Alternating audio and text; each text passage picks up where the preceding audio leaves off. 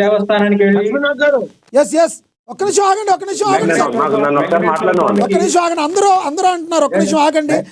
Yes sir, సమయం అయిపోయింది, మీరు చెప్పిన పాయింట్ అర్థమైంది.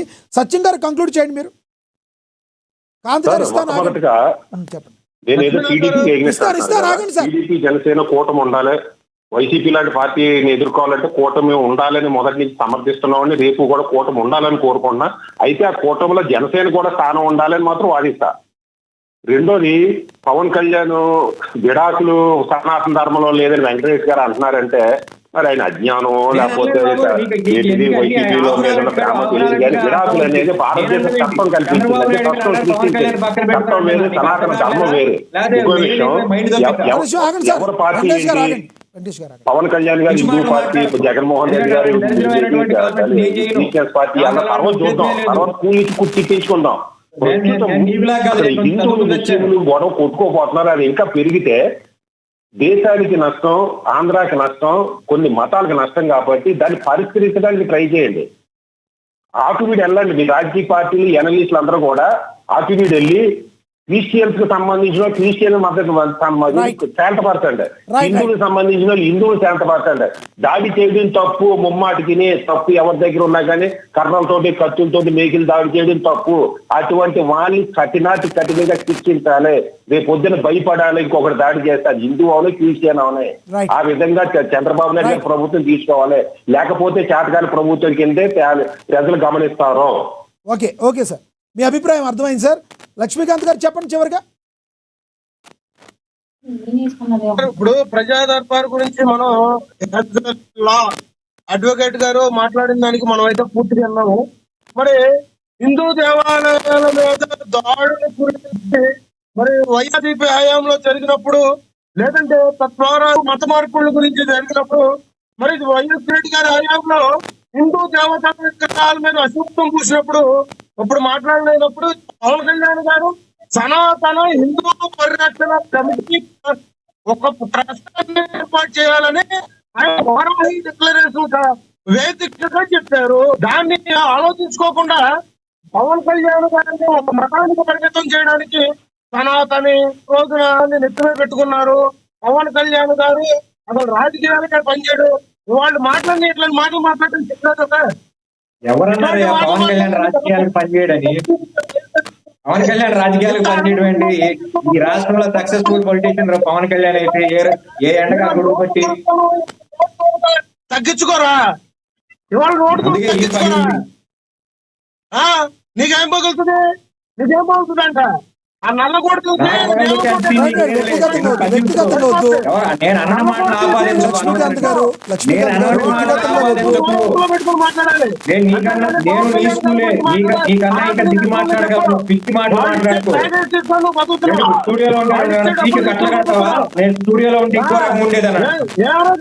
సార్ ఆయన వేరు, మీరు అనేది వేరు. స్టూడియోలో ఉన్నది వాయిస్ వినపడతాను, స్టూడియోలో అంటే వాయిస్ వినపడుతున్నాళ్ళండి ఆయన. మీరు వేరే రకంగా మళ్ళీ మీరు మాట్లాడుతున్నారు. వెంకటేష్ గారు ఆయన అన్నది వేరు. స్టూడియోలో ఉంటే నా వాయిస్ వేరుగా ఉండేది, దానికి ఏం అనలేదు ఆయన. మీరు వేరే రకంగా మాట్లాడదు.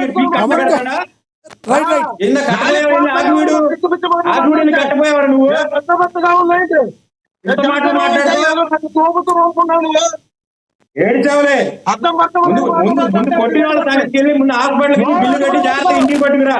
వివేక్ బాబు విషయానికి వచ్చే మాటలు దాడేస్తున్నాం. వివేక్ బాబు విషయానికి వచ్చేవాడి మాటలు దాడేస్తున్నాం. 7 నెలల శాలరీ ఎగ్గొట్టి ఎదవలరా మీరు మాట్లాడతారు. మళ్ళీ వ్యక్తిగతంగా మాట్లాడద్దు.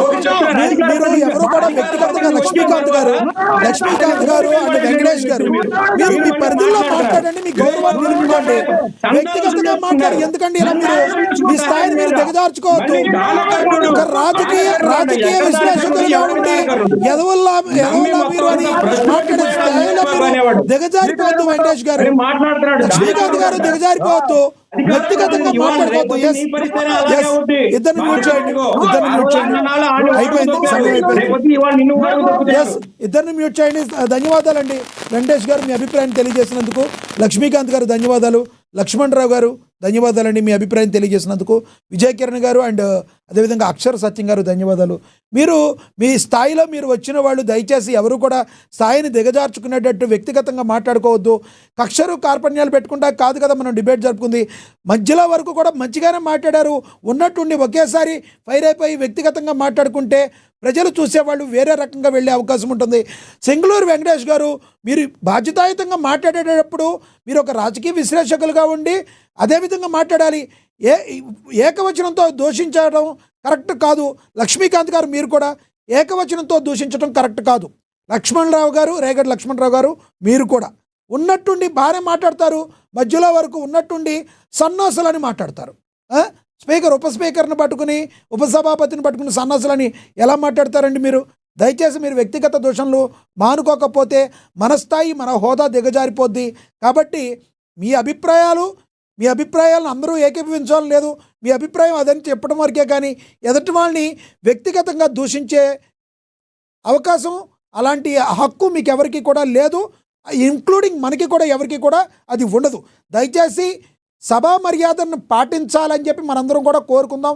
వెంకటేష్ గారు సీనియర్గా ఉండి న్యాయవాదిగా ఉండి రాజకీయ విశ్లేషకులుగా ఉన్న మీరు కూడా మాట తోలనాడేటట్టుగా ఉంటే ఎలా సార్?